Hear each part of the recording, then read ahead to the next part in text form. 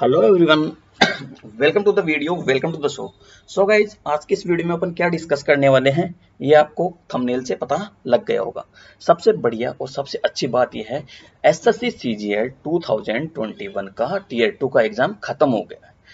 Exam एक ही shift में conduct कराया गया है, जिससे नॉर्मलाइजेशन नहीं होगा। ये एक अच्छी बात है, लेकिन पेपर का रिव्यू कैसा रहा, किसको इस पेपर से एडवांटेज मिलेगा, किसको डिसएडवांटेज मिलेगा, और कौन अच्छी जॉब ले पाएगा, किसको थोड़ा नुकसान हुआ है, इस इन सब की बातों का अपन डिस्कस करने वाले हैं। और पेपर का लेवल कैसा था, पेपर के क्या रिव्यूज हैं, मैंने खुद ने दिया है, तो पेपर के रिव्यूज के बारे में अपन जानेंगे। तो चलिए स्टार्ट करते हैं वीडियो। सबसे पहले गाइज मैं बताता हूं कि मैथ्स के पेपर का रिव्यू अपन करते हैं। ठीक है, ठीक है। तो भाई होता क्या है कि मैथ्स में जो एक पैटर्न चलता आ रहा है कि एसएससी ऐसा फॉलो करता है कि 70 तक के क्वेश्चन वो प्रीवियस ईयर के क्वेश्चन डालता है। ठीक है, और 20 क्वेश्चन वो लोग मॉडरेट डालते हैं, थोड़े से मॉडरेट डालते हैं, और 10 क्वेश्चन उनके होते हैं अच्छे लेवल के। ठीक है, अब हुआ क्या, देखो गाइस, मैंने 20 का मेंस दिया है। ठीक है, और 20 का 29 जनवरी का मेरा मेंस था। ठीक है, और मैं मॉक से मैंने 2 फेब का मेंस का पेपर भी दिया है, और मैंने 18 नवंबर का पेपर भी दिया है। ठीक है, अब मैं आपको इनसे कंपेयर करके बताता हूँ। देखो होता क्या है कि 70 क्वेश्चन ये क्या होते हैं, प्रीवियस ईयर डालते हैं, लेकिन कल के पेपर में क्या था, 80 प्लस क्वेश्चन और 85 तक के क्वेश्चन आसान थे, बिल्कुल आसान। ठीक है, आसान का मतलब ये नहीं कहेंगे हर कोई कर देगा, क्योंकि सिली होने के चांसेस बहुत ज्यादा थे। मैं बताऊंगा कैसे क्वेश्चन में सिली हो सकती है बच्चों की, और करी भी है, मेरे जो जानकार हैं उन्होंने करी भी है।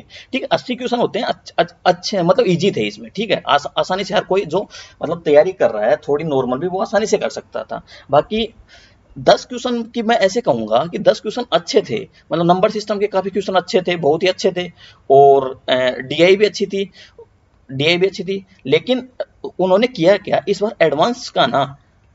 एडवांस का जो लेवल है ना, वो काफी गिरा दिया। ठीक है, मतलब बहुत ही आसान क्वेश्चन थे, ट्रिग्नोमेट्री और अलजेब्रा के क्वेश्चन तो बहुत आसान थे। ठीक है, तो कंपैरेटिवली देख रहे हैं कि यहाँ से है ना 10 क्वेश्चन का डिफरेंस आ रहा है अपने पास। यही डिफरेंस है, इन 10 क्वेश्चन की वजह से ही पेपर क्या हुआ है, आसान हो गया। ठीक है, बाकी मैं कहूंगा कि जब मैं 29 जनवरी का पेपर तो देखो अच्छा था। ठीक है, इसकी तो हम बात कर नहीं सकते।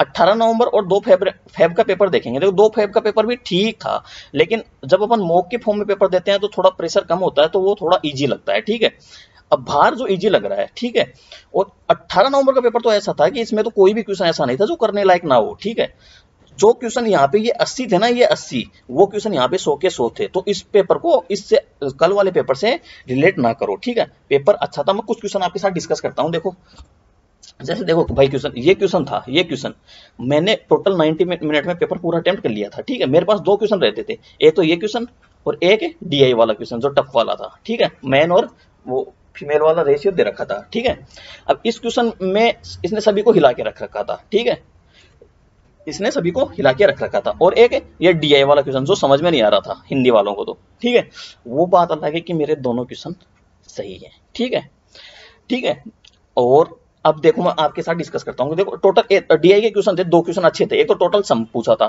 ठीक है, और एक टफ वाला। ठीक है, एक देखो एक्स बराबर अल्फा दे रखा था, एक्स बराबर अल्फा ए दे रखा था, तो ये किसके पैरेलल होगी, कईयों ने इसको एक्स एक्स के पैरेलल ही कर दिया। ठीक है, जबकि वाई एक्स के पैरेलल आएगी। ठीक है, तो इसमें सीले होने के चांसेस थे। संभव त्रिभुज की साइड दे रखी थी और सरकम रेडियस पूछी थी, कईयों ने इन रेडियस निकाल दी। ठीक है,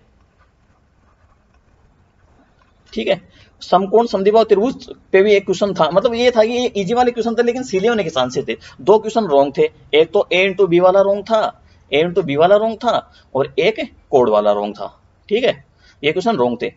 और एक बात करते हैं, कुछ क्वेश्चन नंबर सिस्टम के टफ थे, जैसे एक तो 1 गुणा 2, 2 गुणा 3, ऐसे एक सीरीज थी, अब मेरे को लास्ट तक याद नहीं है, लेकिन इसका सम पूछा था। अब कोई तो इंडिविजुअली करेंगे, कोई इसको वो करेंगे, लेकिन मैंने इसको ऐसे किया कि इसको n कोष्टक n प्लस 1 की फॉर्म में लिखा हुआ है, इसको सम कर दिया। ठीक है, तो summation of n square plus summation of n, इससे मैंने इसको करा, यहाँ से एन स्क्वायर का फॉर्मूला लगा देंगे, यहाँ से एन का नंबर ऑफ जो एन पदों के योग का सम का फॉर्मूला लगा देंगे, ऐसे किया। लेकिन ये आसान नहीं था कि सोच पाना। ठीक है, ऐसे कुछ क्वेश्चन थे, लेकिन तो इसलिए अपन ये नहीं कह सकते कि पेपर इजी था, बस ये कह सकते हैं कि थोड़ा सा स्लाइटली इजी था। ठीक है, तो इससे फायदा किसको होगा, देखो जो बच्चे प्री में जिनकी लीड कम रह गई थी, ठीक है, प्री में जिसकी जीके की वजह से मार्क्स कम रह गए थे, जिनके मार्क्स 150 150 के अराउंड थे, और वो ये एक्सपेक्ट कर रहे थे कि हम मैथ्स का पेपर अच्छा आएगा और हम मैथ्स में 185 190 करके मैथ्स में लीड लेंगे, क्योंकि कई ऐसे बच्चे होते हैं जिनकी इंग्लिश 160 और 165 वाली होती है, ठीक है, 165 वाली होती है, लेकिन यहाँ पे 185 करके वो अपने स्कोर को निगोशिएट कर लेते हैं, दोनों को एकदम अच्छे स्कोर पे पहुंच जाते हैं, ठीक है। तो अब ये हो गया कि जो ये 185 वाले थे और जो प्री में कम स्कोर वाले थे, जो अपना लीड लेना चाहते थे, तो इनको अब इनके लिए मस्ट हो गया कि इंग्लिश में भी अच्छा करें, ठीक है। थोड़ा सा इनको नुकसान हो सकता है, बाकी जिनका प्री में स्कोर कम था, ठीक है, प्री में जिसका 130 140 था, वो इसमें भाई वो इसमें अगर वो देखो जो मॉक में यहाँ पे 80 कर रहा था ना, तो कल 90 की है उसने, ठीक है, 90 की है ना, तो भाई उसके सिल्ली हुई है, ठीक है, सिल्ली हुई है, लिख के ले लो, उसकी सिल्ली हुई है 5 से 6, तो आसान आराम से गलतियां कर रहा है वो। तो इसका मतलब ये नहीं है कि वो 180 मार्क्स लाएगा, ऐसा बिल्कुल भी नहीं है, ठीक है, मार्क्स उसके उतने ही आने हैं भाई, बस 5-7 नंबर का डिफरेंस क्रिएट होगा।